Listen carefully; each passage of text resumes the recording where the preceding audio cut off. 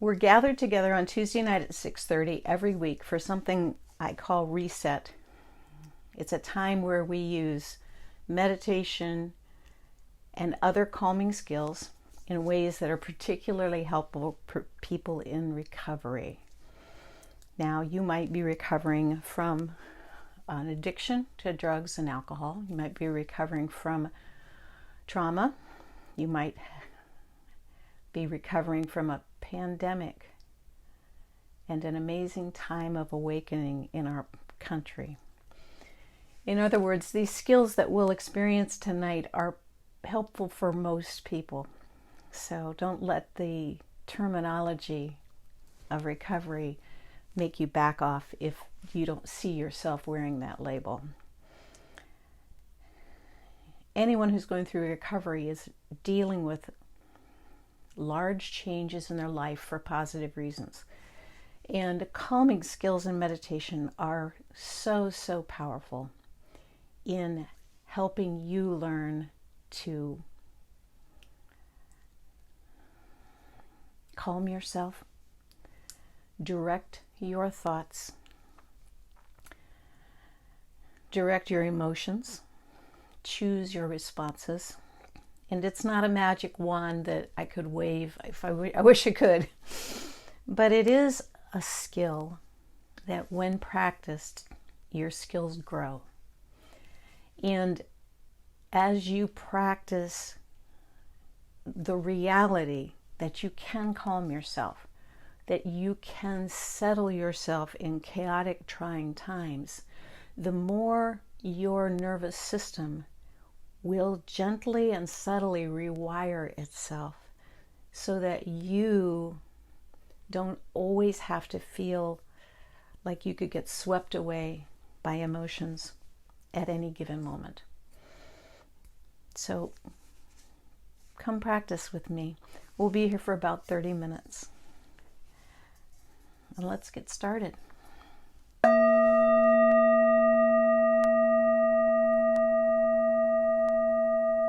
The sound of the bell I use to remind myself to turn my attention within. So I encourage you to do the same. We live in a world always calling our attention away, always trying to keep us distracted. And I don't mean that like for any particular purpose. There's just a lot of noise going on in the world today. Meditation is a time when we turn our attention within. And you have nothing to do for the next 30 minutes. But turn your attention within and practice with me. So settle into a comfortable seat. That means sit down in a comfy chair leaning against the back if your back needs that support. Seated on the floor. Some people need to lie down to find their comfort. That's fine. Just settle in. Allow your eyes to close. Take a deep breath with me. Breathing in, pausing, and then letting the air out. On your next inhale, draw your shoulders up to your ears as you breathe in. And then when you exhale, physically let them fall. Continue breathing at your own pace. Enjoying a little bit of a deeper breath when that feels good to you.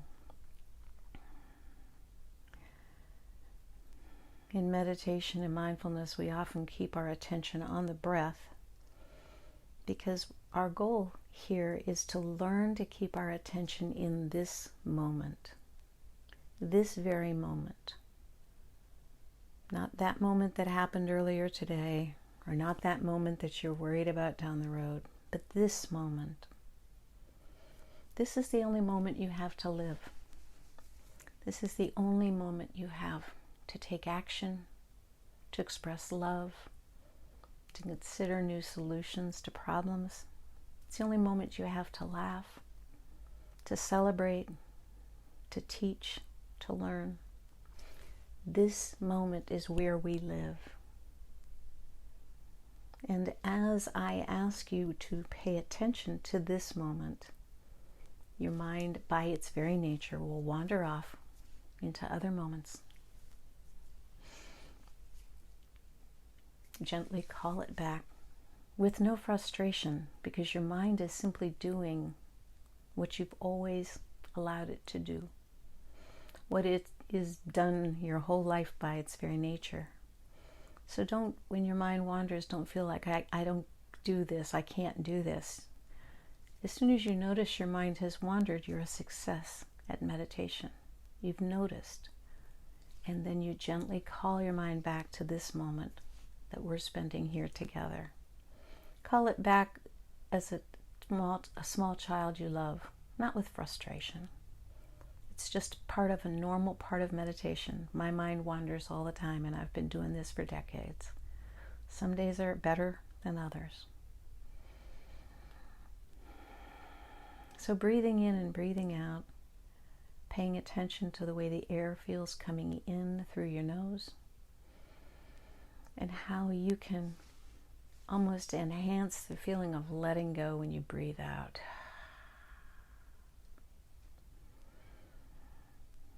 If you do nothing in meditation, but remind yourself to take a deep breath when you feel stress coming, or you have to go into a big meeting, taking that deep breath is a call to your central nervous system, telling your nervous system that everything is okay. And your nervous system will then slow your heart rate, lower your blood pressure, allow your thinking to go more big picture.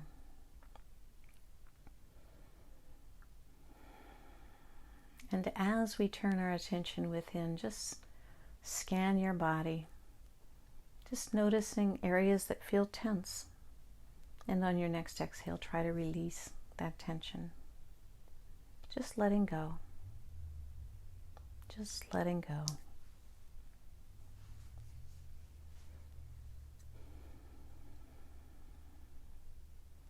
The first place I go in meditation is to ground myself. It helps me stay in this moment. And grounding to me means turning my attention to the earth below me. If you're in a house, the floor of that house is connected to the foundation of a building. That foundation goes deep into the earth. So use your imagination or your visualization and just imagine your energy, your roots, if you will, reaching down into that soil like a tall, strong tree might. For you gardeners, reaching down into the soil is meditative all by itself.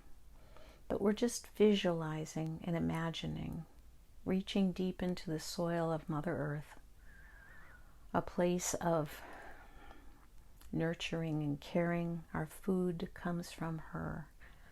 Most of our shelter comes from resources from the earth. Remind yourself that you are connected to a planet that is bigger than you could imagine. You're not floating along with no roots and no way to stabilize yourself. Awareness of your connection to the soil, whether it's physical at this moment or not, helps center and ground and calm you. Just continue breathing in and out and use your imagination. However grounding might feel to you.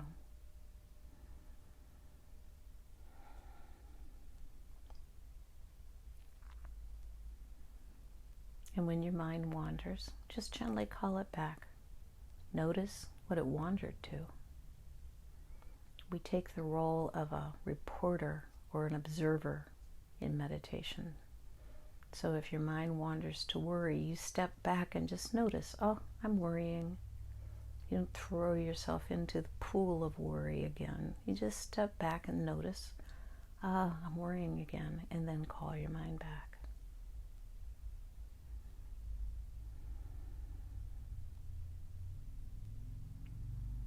And when I'm aware or comfortable in my connection to the earth, I turn my attention to what is above me. Above the ceiling of the room you're in, above the roof of the building you're in, is the sky. Vast and clear and clean and free. Just as you can root yourself to the earth below, I like to remind myself that I'm also connected to what is above. There's a big universe out there, and I'm a part of that. Not every point in the universe is facing the challenges we are facing right here. But I like to remember that I'm part of something bigger, something whole, and so large I can barely imagine it. Out there in the spiritual realm, in the sky realm, if you will, could be your spiritual connection. You might believe in the source of all things dwelling out there somewhere. You might be comforted perhaps by the idea that the spirits of your ancestors are above, somewhere watching over you. You may believe in a god or goddess that is there. Whatever you believe in is fine. But often that connection to the above allows us to feel sort of suspended between the light of the sky and the dark, heavy warmth of the earth. So again, just take a moment to settle into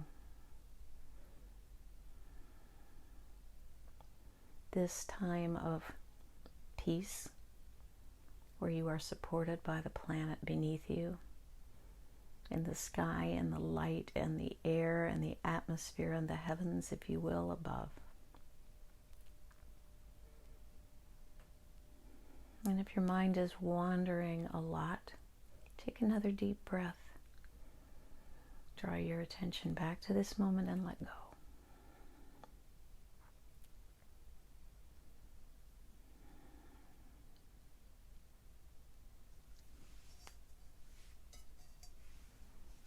And take one more deep breath with me, breathing in when you're ready, pausing and letting out.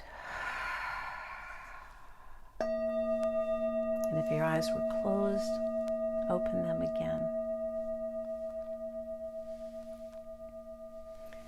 I promised a topic tonight that might have sounded weird or boring to some of you.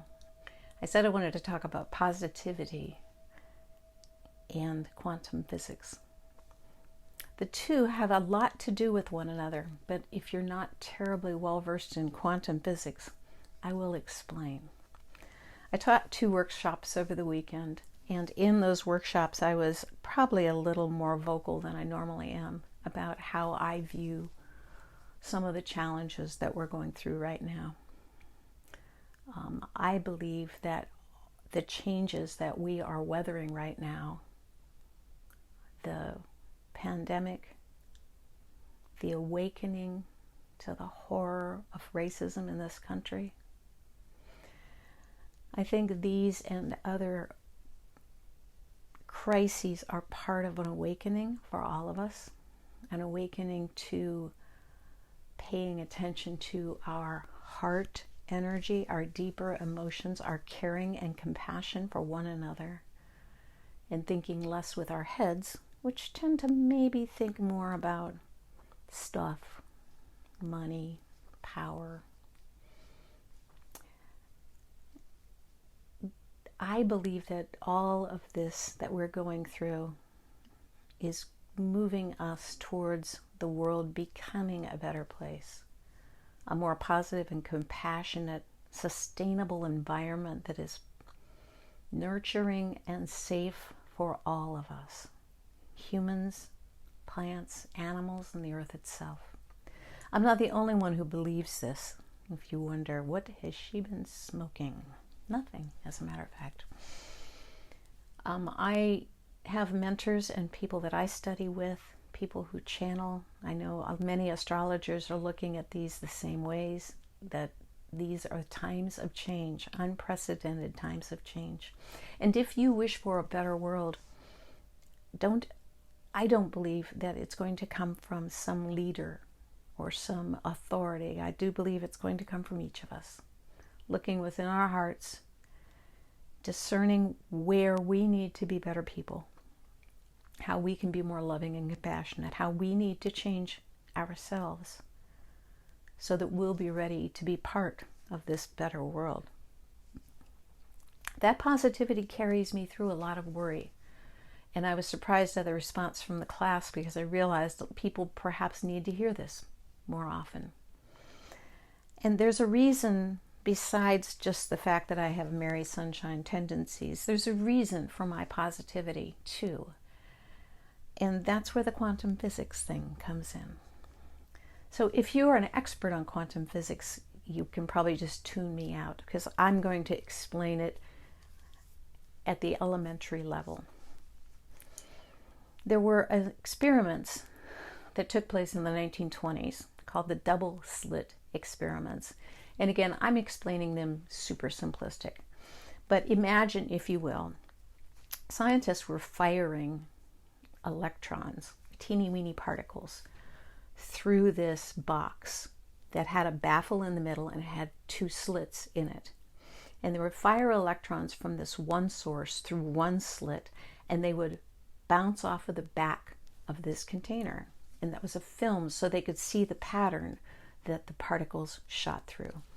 And then they'd shoot particles from this other target through the other slot.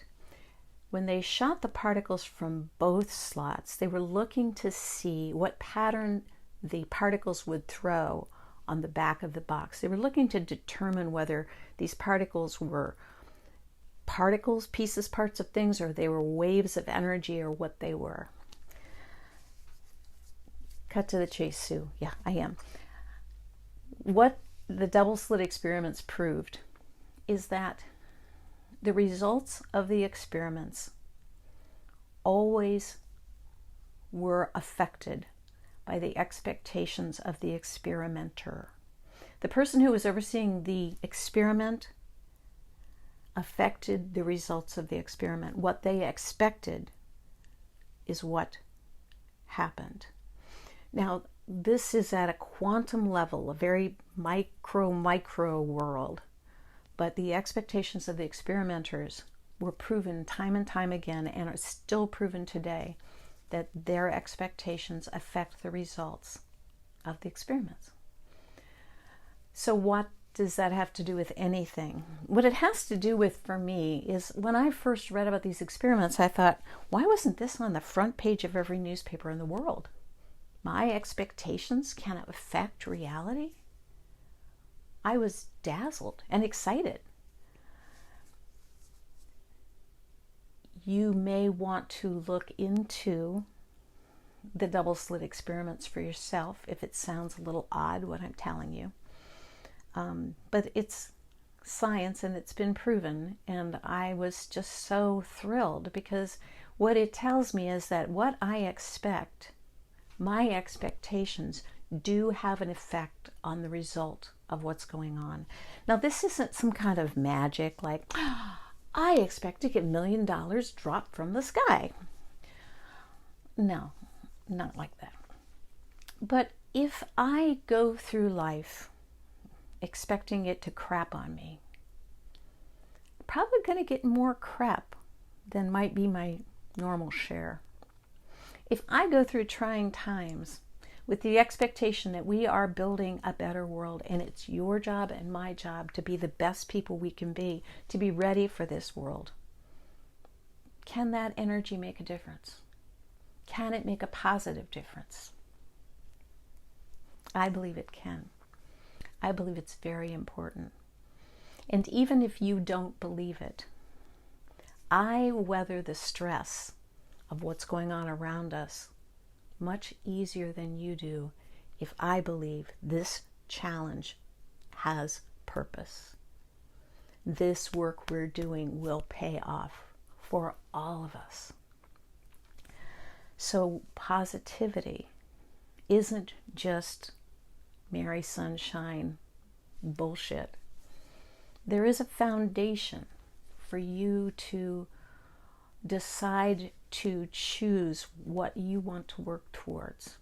Sometimes I explain it this way. If you're a worrier, you're making up a story with an unhappy ending.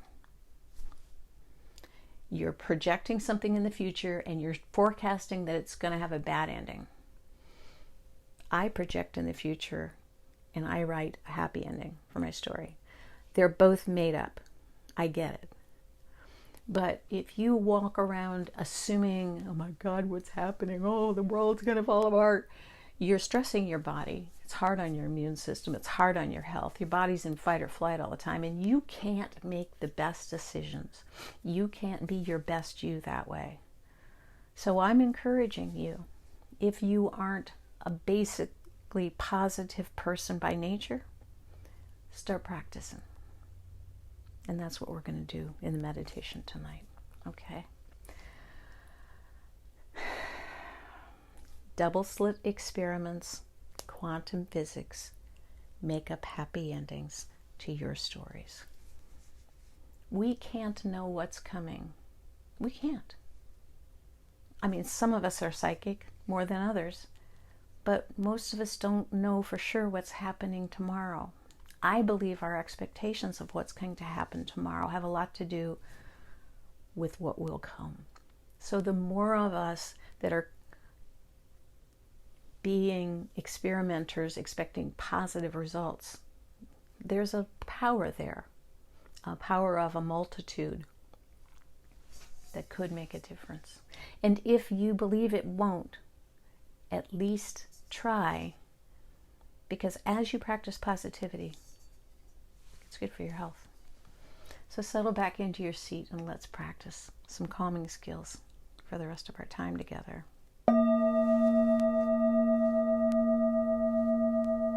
So settle back into your comfortable seat, allowing your eyes to close again.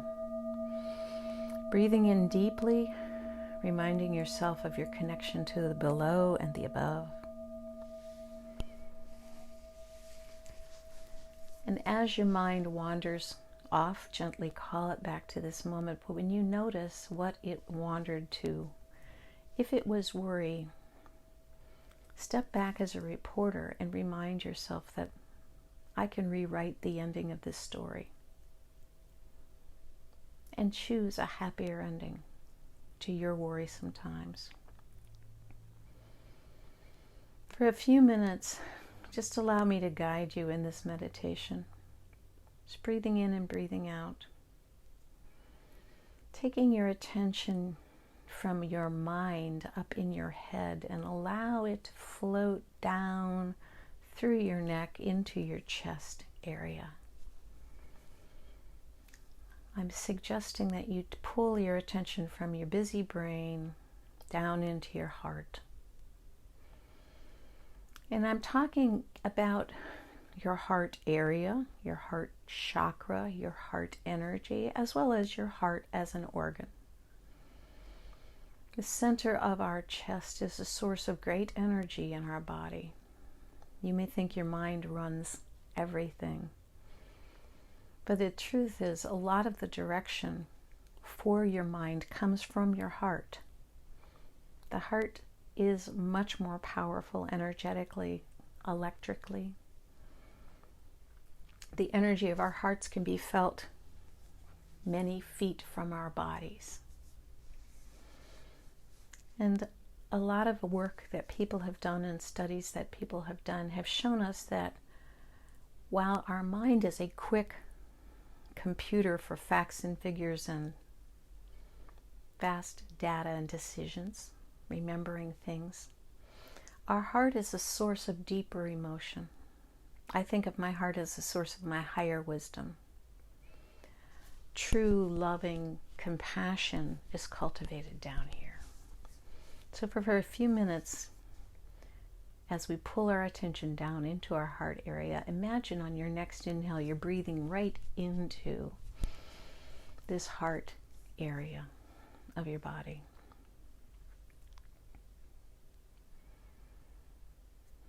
And with every breath, you're just breathing in more power for that area of your person It is a resource of love and compassion, higher thinking, caring for one another. It may be a dog-eat-dog world in your head, but down in your heart, that's where we join hands. That's where we reach out to those in need. That's where we pause and notice the suffering of others. And I want you to breathe right into that area of your body, to pull as much energy as you can into the heart center.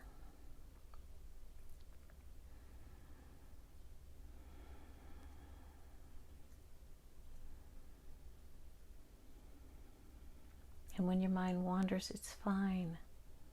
Draw it back to the now.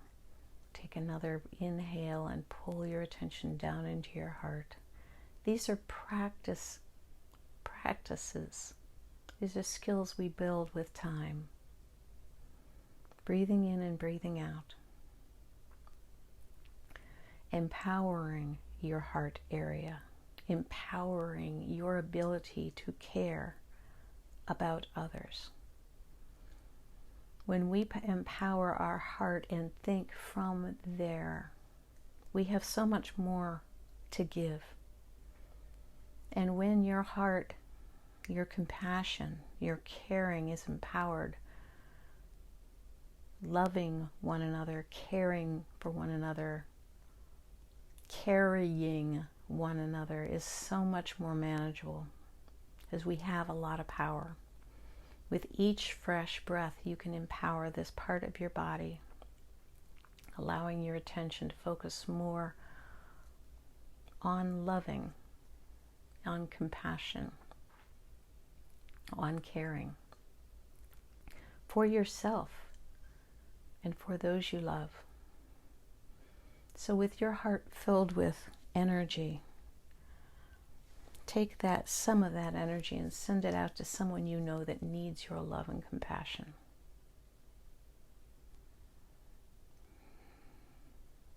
It doesn't deplete you. You can replace that energy on the next inhale. And now draw to mind something in our world that needs your love and compassion. Send your love to those who are struggling, to those who are not supported in our world today, or to those who need more support, more understanding, more compassion, more caring, to be healthy and to be safe. And now, just for the last minute, take that energy in your heart, continuing to build it and focus your attention there, and just send your love and compassion to this world.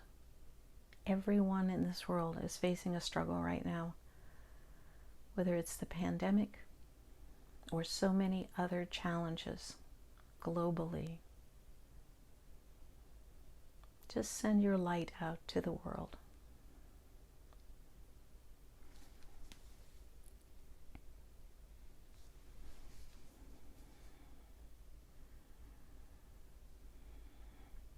Quantum physics calls this light you send from your heart biophotons, I believe. This is immeasurable energy. Sounds woo-woo, but the thoughts that you're sending to areas of need, those are real powers to help and change.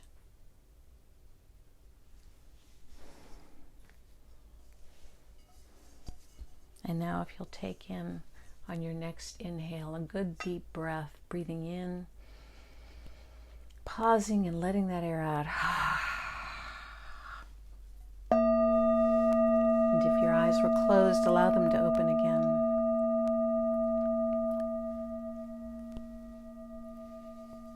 Using the power of positivity is good for your health.